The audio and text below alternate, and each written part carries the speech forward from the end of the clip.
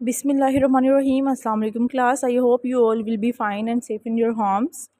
Okay class, this is chapter number 125 biochemistry, in which we study about importance of nutrition, which was carbohydrates, lipids, proteins, and basics of healthy eating, vitamins, minerals, carbohydrates, uh, uh, types of carbohydrates, which were monosaccharides, oligosaccharides, and polysaccharides. Oligosaccharides mean disaccharides. ठीक है. So class, today we will discuss about topic 25.3, which is proteins. ठीक है. So what is protein basically? Proteins हों, minerals हों, carbohydrates हों, जितने भी हों, they are very large molecules and are very necessary for our survival. ठीक है. So proteins. Proteins are very large molecules containing carbon, hydrogen, oxygen, and nitrogen, sulfur atoms. The human body contains thousands of different types of proteins. हमारे इंसानी जिस्म के अंदर 1000 types of different proteins हैं. They perform a large number of functions, जो कि बड़े बड़े functions perform कर रहे हैं. अब एक fibrous protein है, proteins की एक type है जो आपकी बुक में मेंशन है. अब इसका क्या फंक्शन है? They are found in muscles, जो आपके मसल्स हैं जिनकी वजह से आप की बॉडी मूव करती है. आप चल सकते हैं, आप लेट सकते हैं, आप बैठ सकते हैं, आप उठ सकते हैं. नेल्स, स्किन, कनेक्टिव टिश्यू, जितने भी हमारी बॉडी जहाँ जहाँ से कनेक्टेड है, जितने भी कनेक्टिव टिश्यू हैं वहाँ पे फाइब्रस प्रोटीन पाई जाती है. धागेदार प्रोटीन इसे कहते हैं, रेशे वाली प्रोटीन. ठीक है. आइए, कह रहा बिसाइड दीज, प्रोटीन्स के अलावा हार्मोन्स भी होते हैं बॉडी में, इंजाइम्स भी होते हैं. कह रहा हार्मोन्स और इंजाइम्स हैं बेसिकली दे बोथ और ऑल्सो प्रोटीन्स इन नेचर. ठीक है. फॉर एग्जांपल हार्मोन्स, कह रहा हार्मोन की अगर हम एग्जांपल लें, इंसुलिन, जो कि क्या करता है, शुगर लेवल को बॉडी स्ट्रीम ब्लड स्ट्रीम्स के अंदर कंट्रोल करता है. ठीक है. शुगर लेवल अगर आपको पता है ज़्यादा हो तो वो भी अच्छा नहीं है, अगर कम हो तो वो भी अच्छा नहीं है. ठीक है. डायबिटीज़ की जो डिजीज़ है.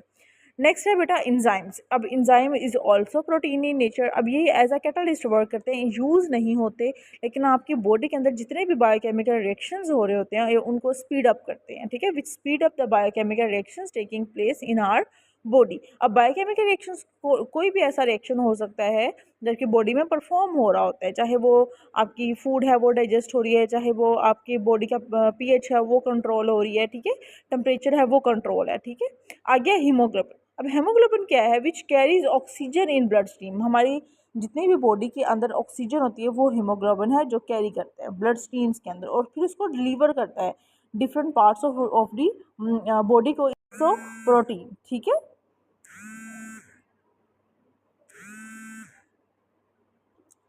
So अब hemoglobin which carries oxygen in blood streams and delivers the different parts of the body is also a protein. ठीक है. हेमोग्लोबिन हमारे सारे बॉडी पार्ट्स को ब्लड स्ट्रीम्स के थ्रू ऑक्सीजन को डिलीवर करता है जहाँ जहाँ पे बॉडी को ज़रूरत होती है ऑक्सीजन की of the body is also. Haemoglobin भी वो कह रहा है प्रोटीन इन नेचर. हमने 3 चीज़ें पढ़ी, इंजाइम्स है और हमारे पास क्या है, हार्मोन्स हैं, और अभी हमने पढ़ा हेमोग्लोबिन. तीनों की नेचर क्या है? प्रोटीन इन नेचर है. उससे पहले हमने फाइब्रस प्रोटीन के बारे में पढ़ा कि वो बॉडी में क्या फंक्शन परफॉर्म करते हैं. फिर हमने प्रोटीन का क्या पढ़ा? प्रोटीन एक मैक्रो मॉलिक्यूल्स हैं जिनको लार्ज मॉलिक्यूल्स भी कहते हैं. कौन कौन से इसके अंदर एटम्स होते हैं? कार्बन, हाइड्रोजन, ऑक्सीजन, नाइट्रोजन और सल्फर. 5 एटम्स इसके अंदर होते हैं और बॉडी के अंदर 1000 टाइप्स ऑफ प्रोटीन होती हैं. ठीक है. चले, यहाँ तक था हमारा प्रोटीन जो हमने अभी तक स्टडी किया. अब हमारी प्रोटीन्स की फॉर्मेशन कैसे होती है. Now we will discuss about formation of protein या कंपोनेंट्स ऑफ प्रोटीन भी आप कह सकते हैं. इनके प्रोटीन्स के अंदर क्या क्या होता है, प्रोटीन कैसे हैं वो बॉन्ड बनाते हैं, किस बॉन्ड के थ्रू बनते हैं. ठीक है. अब हम ये स्टडी करेंगे. ठीक है. अब बेसिकली एक है इसके अंदर amino acid. What is amino acid? कह रहा है despite their wide range of functions all proteins are formed by linking together molecules called amino acids. कह रहा है प्रोटीन्स के इतने ज़्यादा फंक्शन के, इतने बड़े बड़े फंक्शंस के अलावा जो प्रोटीन्स हैं जितनी भी हैं ये किसके थ्रू लिंक हुए होते हैं? कह रहा है छोटे छोटे अमाइनो एसिड के मॉलिक्यूल होते हैं, ये उनके थ्रू आपस में लिंक किए होते हैं. डिपेंड करता है अपने किस टाइप की प्रोटीन है. कुछ आपको पता है हेल्दी बड़ी प्रोटीन होती हैं, कुछ छोटे प्रोटीन्स होते हैं. तो जो छोटे होती हैं वो थोड़े मॉलिक्यूल से मिलके बनी होती होंगी, जो बड़े मॉलिक्यूल्स बड़ी प्रोटीन्स हैं वो बड़े मॉलिक्यूल से मिलके बनी होती होंगी. ठीक है. अब है an amino acids has 2 functional groups, a carboxylic group. ठीक है. ये रहा कार्बोक्सिलिक ग्रुप और एक अमाइनो ग्रुप। ठीक है, अब प्रोटीन आपसे कोई पूछ भी सकता है कि प्रोटीन कितने कौन कौन से मॉलिक्यूल्स होते हैं, कार्बोक्सिलिक ग्रुप और अमाइनो ग्रुप। ठीक है, अब next, the simplest amino acid is called glycine. क्या उसने कहा हुआ है, ग्लाइसिन। अब एक सिंपलेस्ट अमाइनो एसिड है जिसको हम ग्लाइसिन कहते हैं, ये बेसिकली पूरा ग्लाइसिन है, ग्लाइसिन का स्ट्रक्चर है। ठीक है, अब ग्लाइसिन के अंदर बेटा क्या होता है, ग्लाइसिन के अंदर एक अमाइनो ग्रुप होता है विच इज़ NH2, एक कार्बोक्सिलिक ग्रुप होता है जो कि C डबल ऑक्सीजन और हाइड्रोजन है। और ये किससे लिंक्ड होते हैं, ये एक कार्बन के साथ लिंक्ड होते हैं। आप सबको पता है कार्बन कितने बॉन्ड बनाता है, carbon at a time 4 bond बनाता है। अब कार्बन ने अपने 2 बॉन्ड, एक ये वाला 2 हो गए, 2 रह गए, अब 2 बाकी जो बचे हैं वो इसने इस हाइड्रोजन के साथ फॉर्म कर लिए हैं। कार्बन के 4 बॉन्ड कंप्लीट हो गए हैं। ये हमारा ग्लाइसिन का एक स्ट्रक्चर है। ग्लाइसिन के अंदर एक कार्बोक्सिलिक ग्रुप होता है, एक अमाइनो ग्रुप होता है, और वो किससे लिंक्ड होते हैं, कार्बन एटम के साथ लिंक्ड होते हैं। ठीक है, नेक्स्ट बेटा अब हम इसके अंदर स्टडी करेंगे कि जो ये ग्लाइसिन का मॉलिक्यूल है ये कैसे लिंक्ड होता है। ठीक है, अब formation of peptide and polypeptide. Peptide और पॉलीपेप्टाइड क्या होते हैं ये आपको अभी पता चल जाएगा। Although the number of protein present in human body run into thousands, they are all formed by linking together only 20 amino acids. कह रहा है हमारी जिस्म के अंदर, ह्यूमन बॉडी के अंदर 1000 टाइप्स ऑफ प्रोटीन्स हैं जो रन आउट हो रही हैं, जो अभी प्रेजेंट हैं। अब कह रहा है ये सब मिलके, ये सब सिर्फ 20 किस्म के अमाइनो एसिड से मिलके बनती हैं। अब कह रहा है the basic reaction which leads to the formation of long chain of proteins involve the elimination of water. Elimination का बेटा मतलब होता है रिमूवल, निकाल देना, फ्रॉम 2 मॉलिक्यूल्स ऑफ सेम और डिफरेंट अमाइनो। कह रहा है ये दो आपको पता है ना, कोई भी प्रोडक्ट 2 रिएक्टेंट से मिलके बनता है। अब वो 2 सेम अमाइनो एसिड्स भी हो सकते हैं, डिफरेंट भी हो सकता है एक छोटा हो एक बड़ा हो। ठीक है, अब देखें इसमें, देखें हमने ये वही है जो अभी हमने पढ़ा था ग्लाइसिन। ये ग्लाइसिन का एक है, ये ग्लाइसिन का दूसरा स्ट्रक्चर है। अब यहाँ पे R1 और R2 लिखा हुआ है, ये मैं आपको एक्सप्लेन कर देती हूँ। अब सबको पता है कार्बन, हमने कैटिनेशन वाला भी पढ़ा कि कार्बन दूसरे कार्बन से लिंक्ड होता है, दूसरा तीसरे से, तीसरा चौथे से। अब ये डिपेंड करता है कि किस टाइप के प्रोटीन फॉर्म करना चाह रहे हैं। अब R1 का मतलब है कोई एक कार्बन इसके साथ लगा होगा, R2 का मतलब है कोई 2 कार्बन लगे होंगे, R3 का मतलब होगा कोई 3 कार्बन की चेन है वो अटैच होगी। आपको पता है ना, हमने वो काउंटिंग पढ़ी थी, ethane, methane, propane, butane, pentane. Depend करता है कि कितने कार्बन फर्दर अटैच्ड हैं। ठीक है, लेकिन अब बस फंक्शनल ग्रुप आपने याद रखना है कि एक अमाइनो ग्रुप कंप्लीट हो, जो कि कहाँ कहाँ पे है, फर्स्ट मॉलिक्यूल का अमाइनो ग्रुप ये रहा, सेकंड मॉलिक्यूल का अमाइनो ग्रुप ये रहा। इसको ओपन करके लिखा हुआ है क्योंकि उसने बॉन्ड बनाना है, डेट इज़ वाई। अब कार्बोक्सिलिक ग्रुप देख लेते हैं, पहला अमाइनो ग्लाइसिन का ये रहा, दूसरा का ये वाला है। ठीक है, अब हम देखते हैं कैसे बॉन्ड बनाता है। अब देखिए बेटा, एक ये है, 2 ग्लाइसिन के मॉलिक्यूल हैं। ठीक है, अब इन्होंने क्या करना है, अब हमने अभी अभी ये पढ़ा था एलिमिनेशन ऑफ वाटर, हमने वाटर को रिमूव कर देना है। अब पहला जो ग्लाइसिन का मॉलिक्यूल है उसके कार्बोक्सिलिक से हमने OH ले लिया। अब दूसरे जो ग्लाइसिन है उसके अंदर से हमने हाइड्रोजन ले लिया। आपने इसी तरीके से ओपन करके प्रैक्टिस कीजिएगा, हमने ये पढ़ा भी हुआ है क्लास में। अब आप ओपन करके उसे देखिएगा, एक का हमने हाइड्रोक्सल लेना, एक का हमने हाइड्रोजन लेना। आपको पता है वाटर का फॉर्मूला वैसे ही क्या होता है, H2O, ये रहा। ठीक है, अब दोनों से इसको निकाल दिया। अब देखें जब ये रिमूव हो जाएगा, मैं इसको थोड़ा सा रेस कर रही हूँ। ठीक है, अब ये रिमूव हो गया। अब ये कार्बन इस नाइट्रोजन के नज़दीक आ जाएगा, ये देखिए कार्बन नाइट्रोजन के नज़दीक आ गया, और ये हाइड्रोजन ऐसे ही। और बाकी जो ये वाला है ये एज इट इज़ लिखा हुआ है, और जो ये वाला है ये एज इट इज़ लिखा हुआ है। ठीक है, आप लोगों ने बनाना है, अगर किसी को थोड़ा सा भी टफ लगता है तो you can ask to me. ठीक है, the basic reaction which leads to the formation of long chain of proteins involves the elimination of water from 2 molecules of same or different amino acids। ठीक है, अब peptide और polypeptide का क्या है, peptide क्या होता है और पॉलीपेप्टाइड क्या होता है बेटा। अब the molecule which is formed as a result of this reaction, अब इसको कहेंगे पेप्टाइड। जो बना है उसे क्या कहेंगे, पेप्टाइड। और जिस लिंक के थ्रू बना है इस लिंक को क्या कहेंगे, पेप्टाइड लिंकेज। समझ आ गया, आपसे कोई पूछ सकता है व्हाट इज पेप्टाइड और व्हाट इज पेप्टाइड लिंकेज। तो जो ये लिंक है जिसने अपने अंदर से वाटर के मॉलिक्यूल को एलिमिनेट कर दिया, this is called polypeptide link. ठीक है, या पेप्टाइड लिंकेज। पॉली का मतलब है मैनी, जब ज़्यादा सारे हम अमाइनो एसिड बनाएंगे तो उसे उसने पॉली का है, और जो ये पूरा है इसको क्या कहेंगे, पेप्टाइड।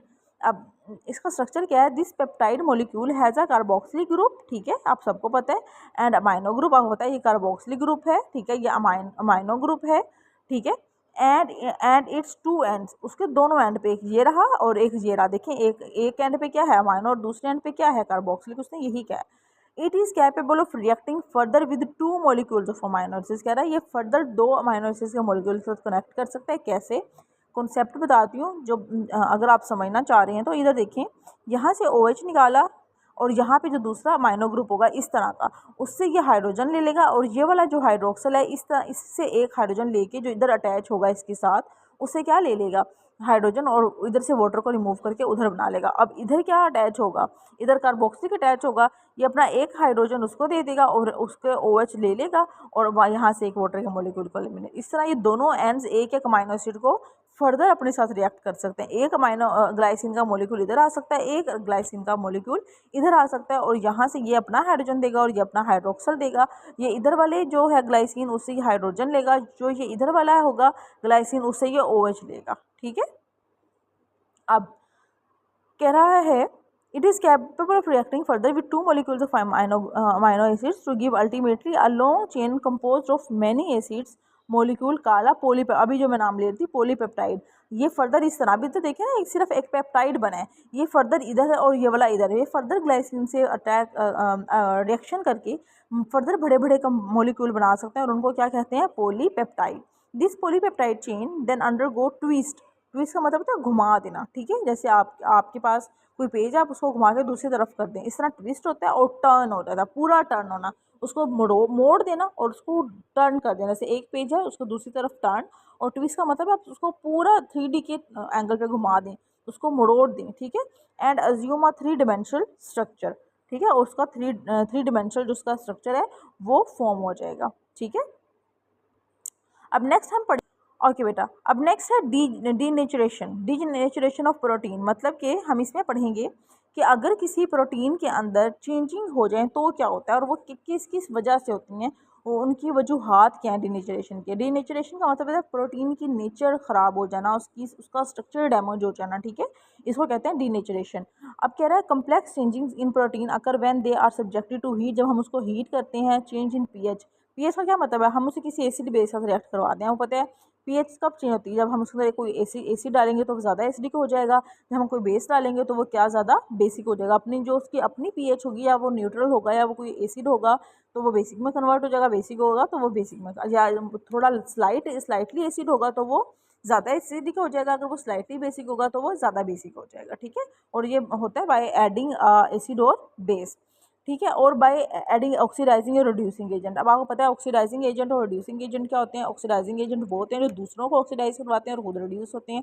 रिड्यूसिंग एजेंट कौन सा एजेंट है, वो दूसरों को रिड्यूस करवाते हैं और खुद ऑक्सीडाइज होते हैं। इनको ऐड करने से क्या होगा, उनका जो स्ट्रक्चर होता है, याद रखिएगा, रिड्यूसिंग ऑक्सीडाइजिंग बेटा और रिड्यूसिंग एजेंट को ऐड करवाने से जो प्रोटीन्स का स्ट्रक्चर है वो ब्रेक हो जाता है, टूट जाता है। ठीक है, स्ट्रक्चर डैमेज हो जाता है। अब कह रहा है this phenomena is called denaturation of proteins. मुझे लग रहा है अब अच्छे से समझ आ गया होगा। अब इसने इसकी एक छोटी सी एग्जांपल दी है अंडे की। कह रहा है आप अंडे को बॉईल करते हैं या फ्राई करते हैं, आप दोबारा उसकी नेचर को सेम तो ही ना कर सकते, चाहे आप उसका वो मतलब कि वो ये बताना चाह रही है रिवर्सिबल प्रोसेस नहीं है, ये इरिवर्सिबल प्रोसेस है।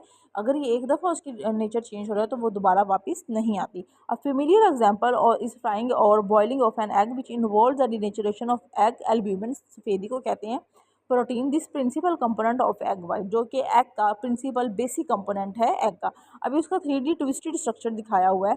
अब आप अगर आप इसमें देखेंगे तो एक कार्बन ने दूसरे कार्बन ने तीसरे, यानी कि जो अभी हम R1 और R2 हमने पढ़ा पीछे, उस वो R2 और R1 की जगह बड़े बड़े कोई 3 कार्बन वाले, कोई 4 कार्बन वाले, 5 कार्बन वाले जो हैं जो मैक्रोमोलिक्यूल्स हैं वो बन रहे हैं। और ट्विस्टेड का मतलब है घूमे हुए हैं 3D के एंगल में, जिस तरह हमने DNA हेलिक्स वाला स्ट्रक्चर पढ़ा था उस तरह। ठीक है, ये बॉल एंड स्टिक मॉडल है ऑफ पॉलीपेप्टाइड का, ये वाला।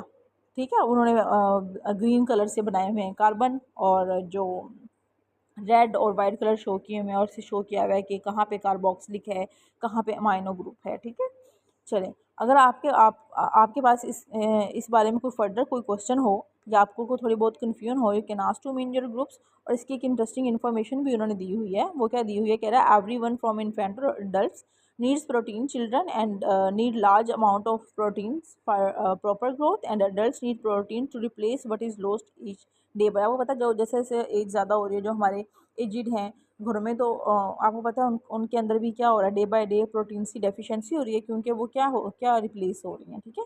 जो प्रोटीन्स हैं वो बॉडी से आहिस्ता आहिस्ता क्या हो जाती हैं, ओल्ड हो जाती हैं और रिमूव हो जाती हैं, ठीक है। चलें क्लास, अल्लाह हाफिज़, टेक केयर योर सेल्फ, ठीक है। अगर आपको कोई भी क्वेश्चन है आपने मेरे से पूछना है, और आपके प्लानर में इससे रेलिवेंट जितने भी क्वेश्चंस मैं डाल सकूँगी वो मैं आपके प्लानर में अटैच कर दूँगी, वहाँ से देख लीजिएगा, ठीक है। ओके क्लास, अल्लाह हाफिज़।